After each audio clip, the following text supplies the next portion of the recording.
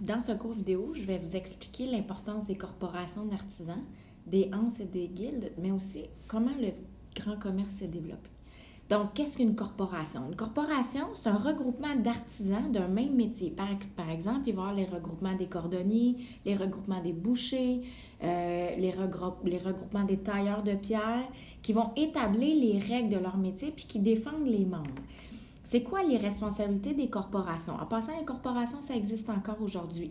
Donc, ils vont établir les règlements du métier. Ça veut dire qui peut devenir, par exemple, tailleur de pierre, c'est quoi les prix de vente des produits. Donc, ils vont mettre un prix sensiblement semblable de tous les produits pour pas qu'il y ait trop de compétition entre les vendeurs.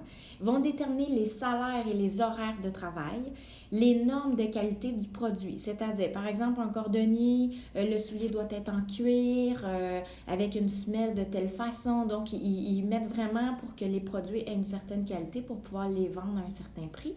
Et ils vont surtout aussi établir la formation nécessaire pour faire le métier, c'est-à-dire, chaque travailleur, pour devenir artisan, tu dois commencer par être un apprenti, donc apprendre avec un artisan du métier que tu veux devenir, avec un maître artisan. Par la suite, tu deviens ce qu'on appelle un compagnon. Donc, quand tu es compagnon, tu peux à ce moment-là t'acheter tes propres outils et recevoir un salaire. Et finalement, tu peux devenir maître artisan. Donc, le maître, c'est celui qui peut, à ce moment-là, qui peut enseigner aux autres à des plus jeunes et peut, dans le fond, vendre tous ses produits. Il y a plusieurs corporations au Moyen Âge. Par exemple, il y a les corporations des bouchers, des forgerons. Vous vous rappelez, un forgeron, c'est celui qui travaille le métal, qui fait les armes, les outils agricoles. Les maçons, un maçon, c'est celui qui fait les murs de briques. L'orfèvre, c'est le travail des bijoux. Dans le fond, on va travailler le métal et les pierres précieuses pour en faire des bijoux. Les tisserands, c'est ceux qui font les tissus, etc. Donc, il y a plusieurs corporations. Avec le développement du commerce dans les villes, on va voir apparaître vers la fin du Moyen Âge le grand commerce.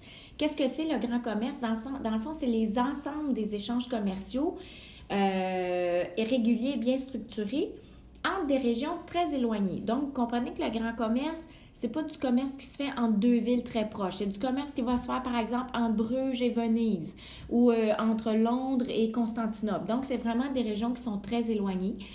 Dans le grand commerce, on a certaines villes qui sont spécialisées dans le commerce de certains produits. Par exemple, la ville de Bruges, ici qui est en Belgique, la ville de Bruges, elle est spécialisée dans le commerce des draperies. Donc, qu'est-ce que c'est les draperies? C'est des morceaux de tissu vraiment très solides qui servaient à faire les vêtements des gens, des paysans, des artisans au Moyen Âge. L'Angleterre, donc toute la région de l'Angleterre ici où il y a Londres, ils sont vraiment spécialisés dans la laine. Donc, dans le commerce de la laine, c'est le commerce qu'ils vont faire le plus. Les marchands des produits des grands commerces, ça c'est important, ils vont se rencontrer dans les foires. Donc, ils ne se voient pas dans les marchés, dans les petites villes, ils vont se rencontrer dans les grandes foires commerciales qui vont avoir lieu quelques fois par année. Il y a plusieurs défis reliés au grand commerce. Donc, le principal, c'est le transport. La majorité du transport se fait par bateau, mais on commence aussi à faire du transport terrestre. Mais les routes, là, c'est pas comme à Rome. Hein? Il n'y a pas de routes qui sont pavées. Donc, il y a beaucoup de roches, beaucoup de pierres. Les roues des charrettes se détruisent facilement. Fait que ça, c'est vraiment un défi, un des problèmes. Et il y a aussi la sécurité des marchandises. Souvent, les commerçants, ils se font voler leurs marchandises sur les routes parce qu'ils voyagent sur de longues distances. On va voir plusieurs facteurs, dans le fond, qui vont permettre le développement du grand commerce. Fait que tu vois ici sur la carte, c'est plusieurs grandes villes, Paris, Londres, Bruges, Hambourg aussi qui est reconnu, Constantinople, qui va faire le commerce des soies et des épices qui viennent de partout en Asie, là, dans le Moyen-Orient, qui sont des produits qui sont très recherchés en Europe. Il y a des facteurs importants qui vont faire en sorte au Moyen Âge que le grand commerce va se développer, puis ça va être plus facile de le faire. Le principal, c'est l'augmentation de la productivité agricole. Donc, vous avez vu au Moyen-Âge, ils vont inventer plusieurs nouveaux outils agricoles, aussi pour aider les chevaux. Ils vont inventer le fer à cheval, ils vont inventer le collier d'épaule qui va permettre aux chevaux de tirer des charges beaucoup plus lourdes, ce qui va permettre de faire plus de nourriture. Qui dit plus de nourriture, dit des gens plus en santé qui vont vivre plus longtemps. Donc, l'augmentation de la productivité agricole va faciliter le grand commerce. On va avoir la création des guildes et des anses aussi, que je vais vous expliquer plus loin. Et on va créer d'immenses entrepôts dans les ports. Comme je l'ai dit, le commerce se fait beaucoup par bateau. Donc, on va faire des gros entrepôts pour pouvoir entreposer tous les marchandises qui sont échangées dans les ports. On va faire les corporations aussi qui vont faciliter le commerce et la réglementation du métier. Et surtout, l'amélioration des moyens de transport. Par exemple, les navires, on va créer des plus gros navires avec des nouvelles voiles, la roue ferrée que je vais vous expliquer un peu plus tard, et la lettre de change, les croisades, bien sûr, et les chartes. Tout ça sont des facteurs qui vont vraiment faciliter le grand commerce. Je vous explique en détail 4 grands facteurs importants. Un des facteurs importants, c'est vraiment le développement des chantiers navals et des entrepôts dans les ports. Donc, on va voir apparaître l'amélioration des bateaux. Par exemple, on va faire un nouveau type de gouvernail qui va permettre de maintenir le bateau plus stable sur les grandes mers. On va inventer des voiles qui vont permettre de naviguer avec des vents contraires. Donc, on va pouvoir maintenant être capable de naviguer pas nécessairement dans le sens du vent. On va faire des navires beaucoup plus gros pour permettre de transporter plus de marchandises.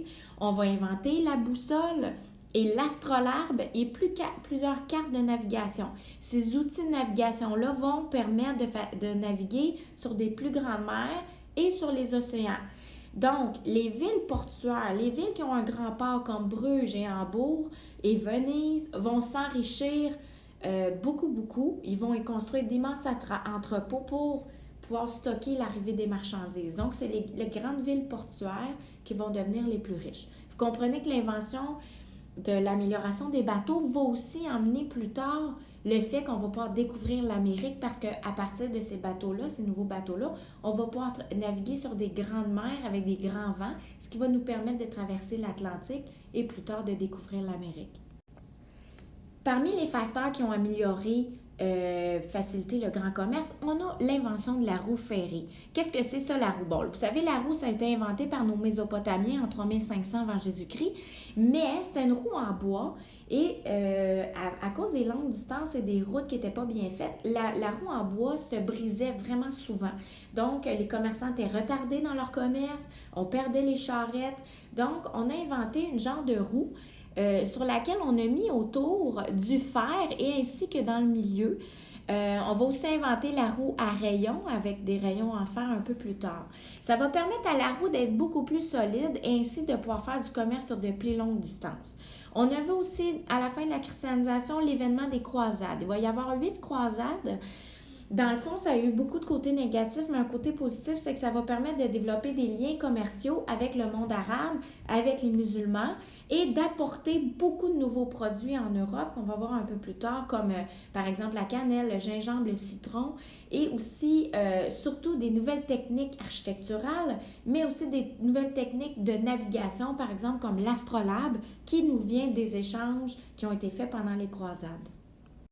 Autre facteur qui a facilité le grand commerce, bien sûr, c'est l'invention de la lettre de change. La lettre de change, c'est l'ancêtre du chèque. Ça permet aux commerçants de protéger leur argent des vols parce qu'on n'est plus obligé de transporter une grande quantité d'argent et d'or. On va maintenant transporter seulement un bout de papier qui nous dit combien le commerçant peut aller changer à la banque. Fait que ça va beaucoup protéger les marchandises du vol. Et les chartes. Donc, les chartes, vous vous rappelez que c'est le document qui est négocié par les bourgeois, les habitants de la ville, pour libérer les villes des obligations face aux seigneurs. Donc, ça va faciliter le commerce dans les villes et entre les grandes villes. Le fait qu'on va créer les chartes, ça va permettre aux villes de s'enrichir et maintenant de pouvoir faire du grand commerce. Une fois par année, on va faire ce qu'on appelle des foires. C'est des foires internationales. Donc, c'est une fois par année dans des grandes villes commerçantes du Moyen-Âge. Ça peut durer jusqu'à 6 semaines une foire. Il y en a plusieurs, par exemple, en France, en Angleterre, en Flandre, qui est la Belgique et en Italie. Ce qui est important de retenir, différemment du marché qui est à toutes les semaines dans les villes, la foire, on échange seulement des marchandises du grand commerce. Qu'est-ce que c'est que ça? Par exemple, on va y échanger des draperies, qui est le tissu qu'on utilise pour faire les vêtements, la laine, les fourrures, la soie, les épices et les métaux. Donc, c'est des marchandises qui viennent de partout dans le monde. Une des plus grandes foires, la plus importante, c'est la foire de Champagne, dans la région de Champagne, en France. Et celle-ci a lieu à date fixe à chaque année. Donc, à chaque année, à la même date, on fait la foire de Champagne pour rencontrer des commerçants qui peuvent venir de Venise, de Constantinople et de partout dans le monde. Donc, ici, vous avez une représentation d'une foire médiévale. Fait que, comme tu peux voir, il y a beaucoup de personnes, différentes personnes. On remarque ici le beffroi, qui symbolise une ville qui est indépendante du Seigneur, donc qui est une commune. Et on y échange, comme je vous ai dit, différents produits. C'est très populaire. C'est comme des fêtes, les foires. Il va y avoir aussi des services à faire. Par exemple, il va y avoir des jongleurs pour divertir les rois et tout ça. Donc, plusieurs nourritures, des bouchers, des fromagers, des personnes qui vendent de la soie, des produits précieux. Donc, les foires, c'est fait pour le grand commerce et c'est un événement qui rapporte beaucoup d'argent. Au Moyen Âge, on va aussi voir se développer les anses et les guildes. Qu'est-ce que c'est ça des guildes? Des guildes, c'est des associations de commerçants, souvent d'un même secteur, qui servent à défendre leurs intérêts ensemble. Je t'ai déjà expliqué, dans le fond, les commerçants, ils vivent deux problèmes. Le vol de leurs marchandises, ils sont volés sur les grandes routes. Il y a le transport aussi qui est plus difficile, mais les seigneurs, pour compenser un peu la perte de leurs impôts, vont faire des postes de payage. Ça veut dire que maintenant, pour entrer dans leur ville ou traverser un pont, il va falloir que les commerçants payent un montant. Donc, pour se protéger de ça, les guildes, les commerçants vont s'associer ensemble pour défendre un peu leurs intérêts vis-à-vis les seigneurs et essayer de trouver des solutions pour faciliter le commerce. C'est ce qu'on appelle des guildes. Les anses, dans le fond, c'est des associations de guildes d'un même secteur commercial qui gèrent tout un territoire. Fait que c'est plusieurs guildes, plusieurs commerçants ensemble, plusieurs villes commerciales ensemble qui vont s'associer pour protéger le commerce dans leur région. Par exemple, une des plus populaires, une des plus grandes, c'est la Hanse germanique. La Hanse germanique, c'est plus de 100 villes qui sont dans la région de Bruges et de Hambourg, donc vraiment dans le nord de l'Europe. Puis chaque ville va payer des droits, donc pour faire partie de cette anse-là. Et la anse, qu'est-ce qu'elle fait? Elle protège les bateaux des marchands, donc on va même faire une genre de marine navale qui va protéger les bateaux des marchands des pirates. Elle va fixer le prix des marchandises dans sa région et dans le fond, elle va diriger le commerce partout dans la mer du Nord et dans la mer Baltique, donc vraiment dans la région de Bruges et de Hambourg. Fait que ça va protéger les échanges commerciaux dans cette région-là et va permettre aux commerçants et aux marchands de s'enrichir. Donc ici, je te montre deux régions de commerce importantes. Tu vois la ligne ici qui est orange, donc toute la région de la mer du Nord et la mer Baltique qui sont ici au nord. C'est dirigé principalement par Bruges et Hambourg.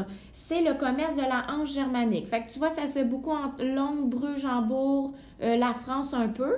Et au sud, on a la Hanse du commerce italien qui est dirigée principalement par Venise. Mais dans le fond, cette Hanse-là dirige tout le commerce dans la mer Méditerranée au complet.